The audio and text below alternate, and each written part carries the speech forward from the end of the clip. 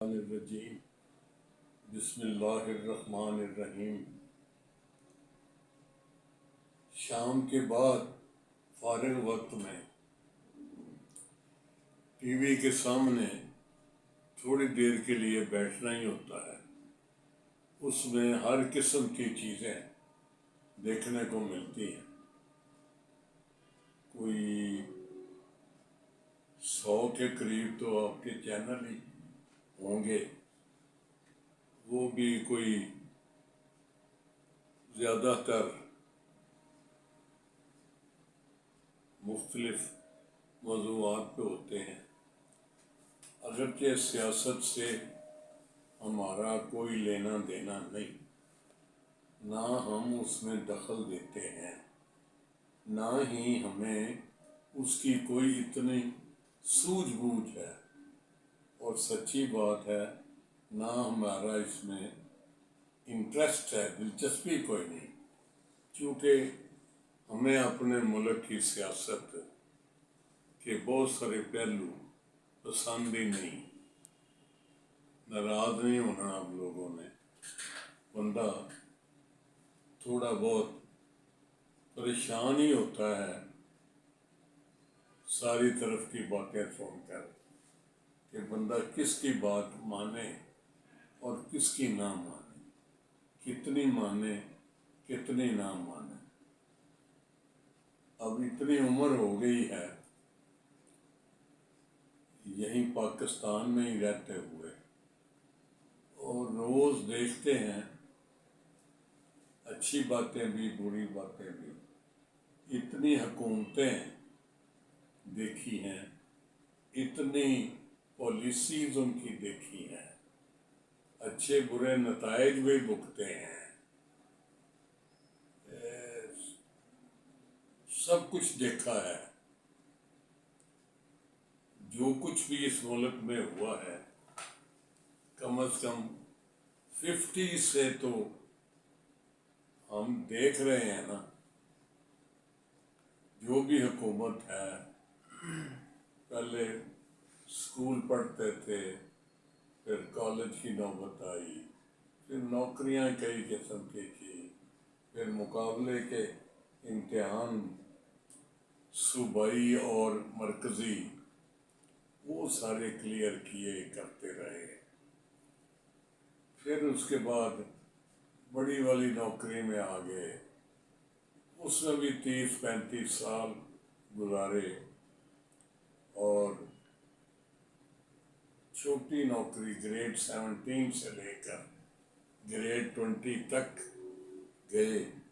پھر پری mature retirement لے کے 1998 میں تو پریکٹس شروع کر دی۔ لا تو کر ہی رکھا تھا، پھر خدا آپ کا بھلا کرے، اب 25 سال سے زیادہ عرصہ اس میں بھی ہو گیا ہے، سپریم کورٹ تک پہنچ گئے ہیں، وکالت بھی خاصی کی ہے، اتار چڑھاؤ زمانے کا دیکھا ہے، سب کچھ دیکھا ہے۔ تو وہ چیزیں پھر آپ ٹی وی کے سامنے بیٹھے ہوئے سمجھدار لوگوں کی باتیں بھی سنتے ہیں، اچھے برے سب معاملات کو دیکھتے ہیں، جانچتے ہیں، پرکھتے ہیں، اور لوگ جو سمجھدار لوگ جو ہوتے ہیں، تبصرہ نگار اور سوجھ بوجھ رکھنے والے، سیاست کے بھی اور دوسرے کے بھی، ان کو بھی سنتے ہیں، دیکھتے ہیں۔ تو بعض چیزیں سن کر آپ خوش ہوتے ہیں، بعض چیزیں سن کر آپ کے دماغ پر گراں گزرتی ہیں، آپ کے ذہن پہ بوجھ پڑتا ہے، اور آپ کہتے ہیں کہ اللہ کرے اے جھوٹ ہو گئے، اللہ کرے یہ بات ایسے نہ ہو جیسے میرے سامنے پٹ کی جا رہی ہے۔ رات کو میں دیکھ رہا تھا ایک چینل پہ، یہ اپنے ہی پاکستان کے ملکی حالات ڈسکس ہو رہے تھے، تو یہ معاشی اور معاشرتی سلسلے جو ہیں ان کا انحصار بھی اچھے برے ہونے کا سارے حالات پر ہے، جس میں ایک سیاسی استقامت بھی ہے۔ میں تو سچی بات ہے، جب سے ہوش سنبھالا ہے ایک فکرہ میں بدستور سنتا چلا آ رہا ہوں کہ جی پاکستان بڑے مشکل دور سے گزر رہا ہے، بڑے نازک دور سے گزر رہا ہے، اور یار کبھی آسان دور جو بھی گزرے گا۔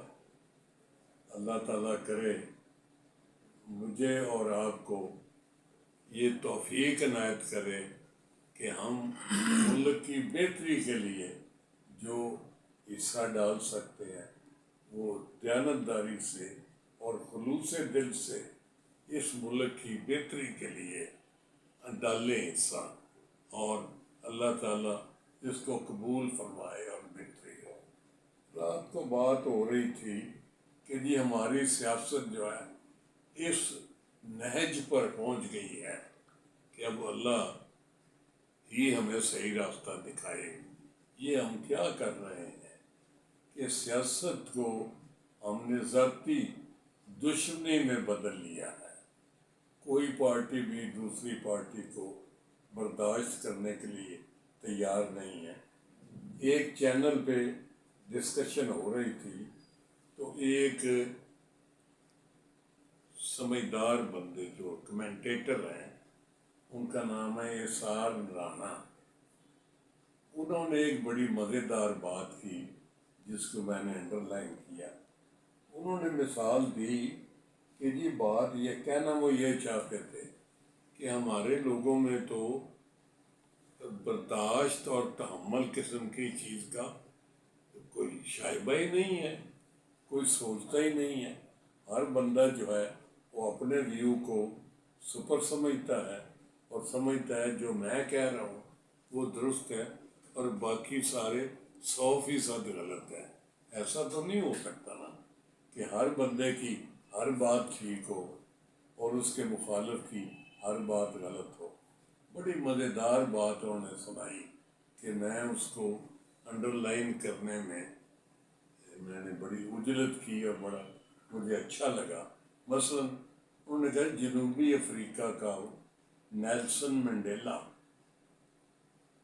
جو کرسچن تھا، عیسائی تھا، بہت بڑا لیڈر تھا جنوبی افریقہ کا، وہاں کالوں کی شامت آئی رہتی تھی اور گورے جو تھے ان کی حکمرانی تھی، تو انہوں نے کالوں کے ساتھ سیاہ فام لوگوں کے ساتھ اخیر کر دی تھی۔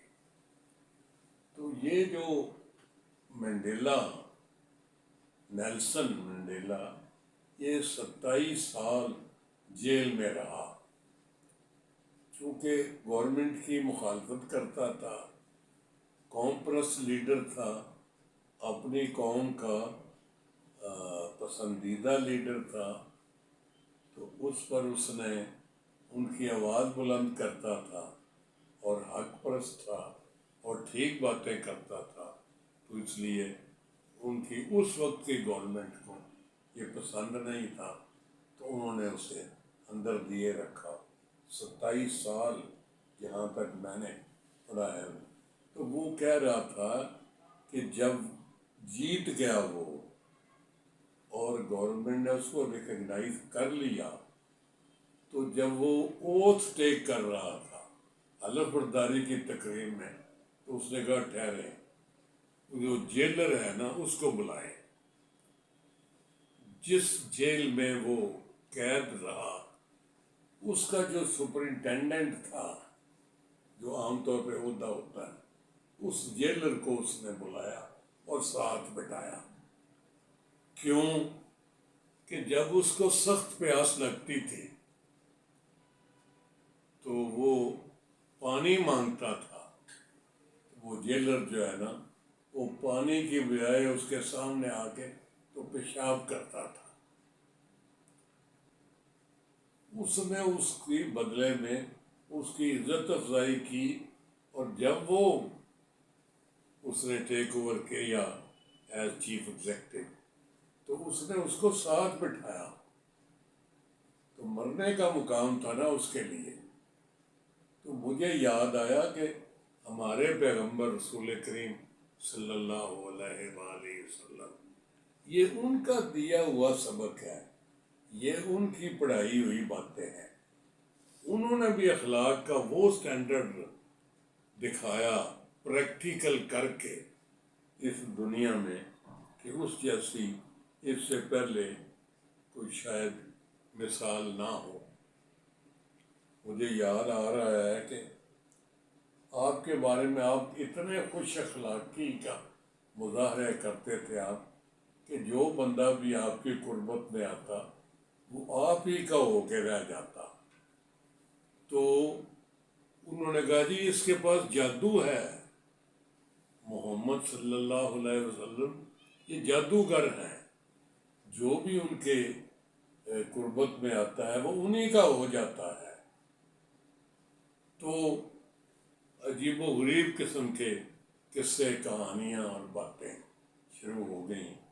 وہ یہ کہنا چاہتا تھا اسرار رانا کہ ہمارے یہاں تو جھوٹ پہ جھوٹ بولے جاتے ہیں، سچی بات کو ماننے کے لیے تیار نہیں کوئی، اور دوسرے کی بات سننے کے لیے تیار نہیں ہے، چاہے دل کو کتنی اچھی لگے سچی ہو، وہ کہتے ہیں یہ سب غلط ہے۔